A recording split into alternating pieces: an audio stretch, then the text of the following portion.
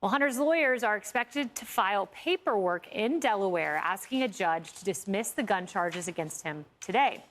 He was indicted on 9 tax-related charges in California on Thursday and is expected to appear for a preliminary hearing in that case sometime this week. All this as House Republicans prepare to vote on formalizing their impeachment inquiry against President Joe Biden. That comes this week. Now, the first son is speaking out. During a rather odd appearance on the podcast of musician Moby, Hunter complains the media is trying to kill him. That's the liberal media. Remember, they covered for him, while Republicans try to destroy his father's presidency. One of the reasons why I'm going to survive this, and I'm going to survive it clean and sober, is because I am not going to let these okay, use me. They are trying to, in their most illegitimate way, but rational way, they're trying to destroy a presidency. And so it's not about me. What they're trying to do is they're trying to kill me, knowing that it will be a pain greater than my father could be able to handle. There's a whole lot of me. Lisa, okay.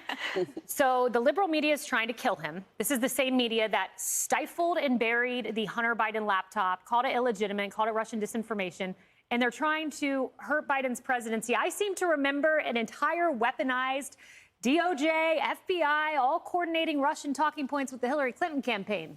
Yeah, I mean, I guess did Republicans force him to do blow with prostitutes too? Like, I don't you know what I mean? It's like his dad is president of the United States, oversees this Department of Justice. Merrick Garland's his handpicked attorney general. How is he the victim? How is he the victim in any of this? Yeah. Right? It's his own actions. He's the one that, instead of paying his taxes, spent tens of thousands of dollars on new teeth, on prostitutes, on blow, on all these designer clothing, right? So he's not the victim in any of this. And then furthermore, if it had have been for the whistleblowers who stepped forward, Hunter Biden would have gotten off, right? You talked about that sweetheart deal that was blown up. Merrick Garland originally wasn't going to make David Weiss a special counsel. David Weiss already let the statute of limitations run up on the Burisma tax crimes. So he's already gotten a sweetheart deal. And so it is to the credit of those whistleblowers who stepped up, who were brave, to have risked societal scrutiny, career scrutiny, the attacks, that Hunter Biden is facing any charges at all. So he is no victim, boohoo, and he's a bad guy. Yeah, no doubt about the whistleblowers. And getting to the legal component of this, Abby Lowell, this is Hunter's attorney. He was out this morning and he said, oh, this wouldn't happen if his name wasn't Hunter Biden. Watch. Hunter's been treated differently than others in similar circumstances would be treated. It's because his last name is Biden, but it's not like they're going after, you know, some distant cousin. It's because he is the son of the president who's named Biden. I wouldn't be surprised if they reach back at a time that Hunter was in a stationery store when he was 11 and took a piece of bubble gum and see if they could charge that. So that's Abby Lowell saying they would choose Hunter's bubble gum. But Emily, I want to flash back to Gary Shapley, not a Republican, not a conservative activist, a whistleblower who said quite the opposite. Watch. There were definitely hindrances that I've never seen before in my 14 years concerning this investigation that didn't allow us to follow through on investigation of any other individual, to include President Biden. The most substantive felony charges were left off the table. So which is it, Emily? Was he targeted because of his last name, or did he get special treatment? Well, I actually argue that he's gotten special treatment this entire time, that frankly he's been enjoying an immunity and an impunity that the rest of Americans don't enjoy. And to your point, you know, these whistleblowers got massive blowback. Their professional careers and their personal lives were absolutely destroyed. So Abby Lowell can go on his marketing campaign all he wants. That's part of his role as counsel and attorney, right? He can try to shape essentially how America views this person. But at the end of the day, it doesn't matter what Hunter Biden spends his money on, but there are consequences if what he spends his money on are illegal and if he evades taxes. And the reasons why Americans care so much is twofold.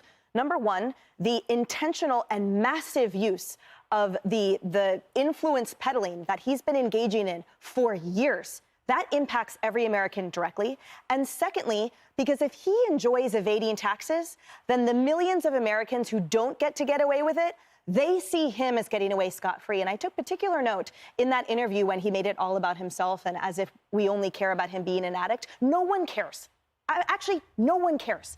What we care about is you getting away with things just because of that last name. And he talked about in that interview how with the advent of Trump, essentially, that's when he said there was a food to the rage. And that's when he said, my dad's been in office for 50 years. All of a sudden, now there's a criminal enterprise. I note the irony. It's not that Trump gave food to rage. It's that he gave a voice to those that were sick of it. It's that he gave a voice to those who felt like, oh, that's what's behind the screen, the curtain. It's an absolute toxicity that people like Hunter Biden and people like that whole Biden family want us to just keep swallowing. Stay quiet, Americans. We know better than you. We're the Bidens. That is what was ripped off. Enjoy prison. Well, Lee, take a look at this. This is from the indictment. This is page 2. Take a look at this passage here. The defendant served on the board, the defendant being Hunter Biden, on the board of a Ukrainian industrial conglomerate and a Chinese private equity fund. He negotiated and executed contracts and agreements for business and legal services that paid millions of dollars. This is the important part of compensation to him and his domestic corporations. Look at that name, Owasco PC. Okay.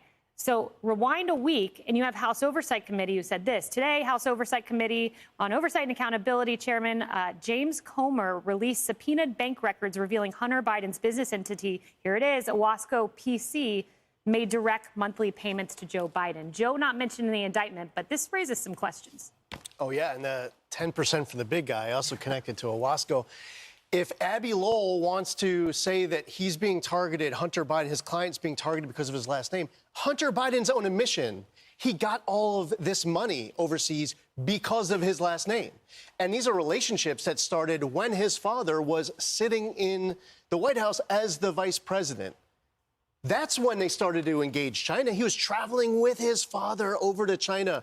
He was getting this gig with Burisma while his father was in charge of U.S.-Ukraine policy for the Obama administration. So for Hunter Biden now to say this is all because of my last name, in a way, yeah, you were the first one to admit that this is all because of your last name. And to Lisa's point, he's gotten away with it and gotten some sweetheart deals so far because this is the Biden Department of Justice.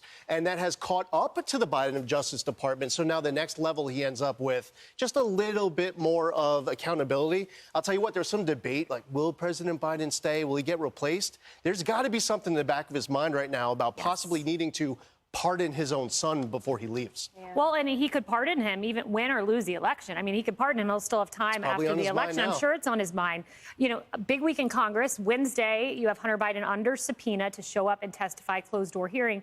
And then also this vote to authorize an impeachment inquiry likely to take place this week. I really am curious if Hunter Biden actually now does show up on Wednesday for that closed-door testimony. I think that that's going to be a big question mark now. They're going to use this as a reason for him not to go to. And that's Abby Lowe, who you know, Emily, is a very, very aggressive defense attorney. But back to the whistleblowers, I'm glad you brought that up, Emily, because remember what they told Congress in their testimony, again, testimony that destroyed their lives. They said that anytime that they would present evidence in their investigation that was connected to Joe Biden, they were specifically told, hey, that's off the table, stay away. The statute of limitations, that actually expired. That's one issue here. Plus, again, going back to the California charges, $1.4 million in tax evasion. Any average American, and I know you all know this, that would be charged with this type of tax evasion would absolutely be prosecuted immediately to the fullest extent of the law. That's what the IRS does. That's why they want 80,000 plus more agents, because they want to go after tax evaders. That's the Biden administration. But, oh, if it's your son, oh, never mind. We're not going to go after that tax evader. I mean, this is the double standard that we've seen. One other point I want to make, I did listen to the podcast. We don't hear a lot from Hunter Biden, you know, right? I really wanted to hear his voice and how he presented himself, his demeanor.